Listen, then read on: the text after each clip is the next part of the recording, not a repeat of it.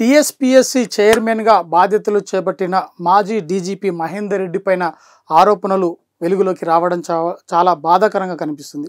ఒక అవినీతి ఆఫీసరు తనపైన మరి చట్టపరమైన చర్యలు తీసుకోవాలి, విచారణ చేపట్టాలని ఒక అడ్వకేటు మరి హైకోర్టులో పిటిషన్ దాఖలు చేయడం జరిగింది. తాజాగా తనపైన మరి తనకి ఏ విధంగా అవినీతి జరిగింది ఏంటి అని పక్కన పెడితే, తనకు తెలంగాణ రాష్ట్ర ప్రభుత్వం కేసీఆర్ హయాంలో 10 సంవత్సరాల పాటు పనిచేసిన అనుభవం తనకుంది. అంతేకాకుండా తాజాగా మరి రేవంత్ రెడ్డి ప్రభుత్వం, కాంగ్రెస్ ప్రభుత్వం అధికారంలోకి వచ్చిన తర్వాత టీఎస్పీఎస్సీ చైర్మన్గా ఆయనను నియమిస్తూ ఉత్తర్వులు జారీ చేసింది. 500 కోట్ల పైచిలుకు అవినీతికి జరిగింది, ఆయన అక్రమంగా డబ్బులు సంపాదించడని అడ్వకేట్ మరి హైకోర్టులో పిటిషన్ దాఖలు చేయడం జరిగింది. తాజాగా మరి ఎమ్మెల్సీ కవిత ఈ అంశాన్ని లేవనెత్తడం జరిగింది. గత కొద్ది రోజులుగా తను ఏదో ఒక అంశంతో ప్రజల్లోకి వస్తుంది, ప్రజల ముందుకు తీసుకొస్తుంది. ఆ సమస్యలను ప్రభుత్వం కూడా పరిశీలన చేయాల్సిన అవసరం ఉంది అంటుంది.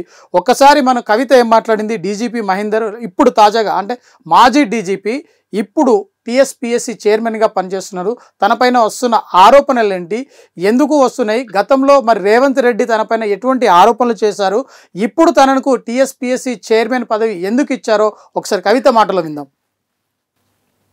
అంటే ఆరోపణలు మేము ఎప్పుడు చేయలే మహేందర్ రెడ్డి గారి మీద. మేము ఎప్పుడు మహేందర్ రెడ్డి గారిని ఒక చిన్న పల్లెత్తు మాటలే. మహేందర్ రెడ్డి గారిని ఇక్కడ మీరు నేను మాట్లాడుకోలేనంత భయంకరమైన భాషలో దూషించింది ఇప్పుడున్నటువంటి గౌరవ ముఖ్యమంత్రి గారు. రైట్, అంత దూషించి వీరే తీసుకొచ్చి టీఎస్పీఎస్సీ చైర్మన్గా చేస్తారు. ఇప్పుడు ఇంకొక లాయర్ ఎవరో వచ్చి అవినీతి జరిగింది అంటుంది. మరి ఈ వైరుధ్యాన్ని ఎట్లా చూడాలి? ప్రజలకైతే ఒక క్లారిటీ రావాలి కదా. పోనీ మేము అవినీతి చేసినామన్నారు, మరి మా హయాంలో ఆయన ఉన్నాడు కదా 5 ఏళ్ళు, మరి ఎంక్వైరీ చేయమని అంటున్నాం మేము మహేందర్ రెడ్డి గారి. నేనేం కొత్త కోరిక కోరతలేదు కదా. సీఎం గారు చెప్పిన దానికి వారు చెప్పినట్టుగా నిరూపించుకోండి. మహేందర్ రెడ్డి గారు స్వాతి ముత్యం కడిన ముత్యం మీరే నిరూపించండి, ఎంక్వైరీ చేసి జ్యుడిషియల్ ఎంక్వైరీ చేయండి. కానీ ఈ క్రమంలో తెలంగాణ నిరుద్యోగులకు నష్టం జరగకుండా జాబ్ క్యాలెండర్ ప్రకటించండి. మీరు మొన్న ఇచ్చినటువంటి జాబ్ క్యాలెండర్లో ఫిబ్రవరి 1వ తేదీ నాడు గ్రూప్ 1 ఇస్తామన్నారు. వచ్చిందని ఫిబ్రవరి 8వ తారీఖు వచ్చింది. ఏమన్నా అంటేనేమో ఎక్కడ మేము ఇప్పుడే వచ్చినాం, నిన్ననే వచ్చినాం, ఇంకా మూటాములే సర్దుకోలేదు అంటారు. Okay, no problem. దీనిలో ₹1 ఖర్చు లేదు కదా. ప్రాసెస్ ఇనిషియేట్ చేయాలి కదా. టైమ్లీ ఇనిషియేషన్ ప్రాసెస్ కోసమే అడుగుతున్నాం, బడ్జెట్ కోసం అడుగుతలేము. అది ప్రజలు గమనించాలని కోరుతున్నాం. చూడొచ్చు మనం ఎట్లా అంటే, తను ఒక మాట అంటుంది, కడిగిన ముత్యంలాగా మహేందర్ రెడ్డి బయటికి వస్తారు, అది నిరూపించాల్సిన బాధ్యత కాంగ్రెస్ ప్రభుత్వం పైన, సీఎం రేవంత్ రెడ్డి పైన ఉంది.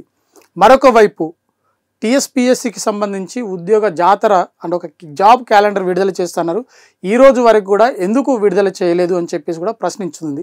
ఈ రెండింటి కూడా మరి అధికార ప్రభుత్వం సమాధానం చెప్పినట్లయితే ఇటు నిరుద్యోగులకు అటు మహేందర్ రెడ్డికి మరి వారు సహకరించినట్టుగా ఉంటుంది. అంతేకాకుండా వారి జీవితాల్లో ఇన్ని అనుమానాలు అయితే ఏవైతే ఉన్నాయో, ఇన్ని ఆరోపణలు ఏవైతే ఉన్నాయో ఆరోపణలకు తెరపడేందుకు అవకాశం ఉంది.